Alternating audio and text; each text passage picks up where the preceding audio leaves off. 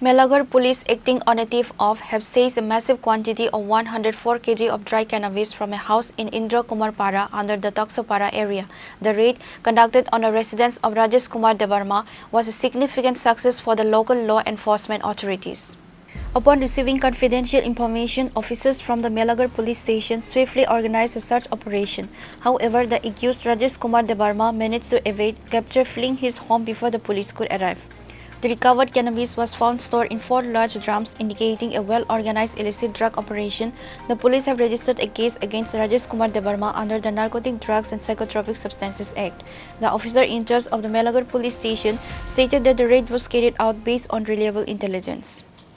গতকালকে আমাদের কাছে গোপন একটা সংবাদ ছিল যে তকসা পাড়াতে ইন্দ্রকুমার পাড়ায় একজন রাজেশ কুমার দেববর্মা তার বাড়িতে হিউজ কোয়ান্টিটি শুকনা গাঁজা আছে। সেই খবরের মোতাবেক আমরা ইনফরমেশন পাওয়ার পর এনডিপিএসের সমস্ত রুল ফলো করে আমাদের ডিসিএম স্যারকে নিয়ে আমরা স্পটে যাই, ওই জায়গাতে যাই এবং বাড়ির মালিককে যদিও আমরা পাইনি বাড়িতে, তো তার বাড়ি থেকে আমরা 104 কেজি 400 গ্রাম শুকনা গাঁজা ওখান থেকে আমরা রিকভার করি এবং এগুলোটা সিজ করি এবং এগুলো আমরা থানায় নিয়ে আসি এবং আমাদের থানাতে আমরা এনডিপিএস দ্বারাই একটা কেস আমরা তার বিরুদ্ধে এই রাজেশ কুমারের বিরুদ্ধে একটা কেস রেজিস্টার করি। এনডিপিএস মামলা আছে স্যার? হ্যাঁ, এনডিপিএস। এই অভিযানে স্যার কে কে আসলো?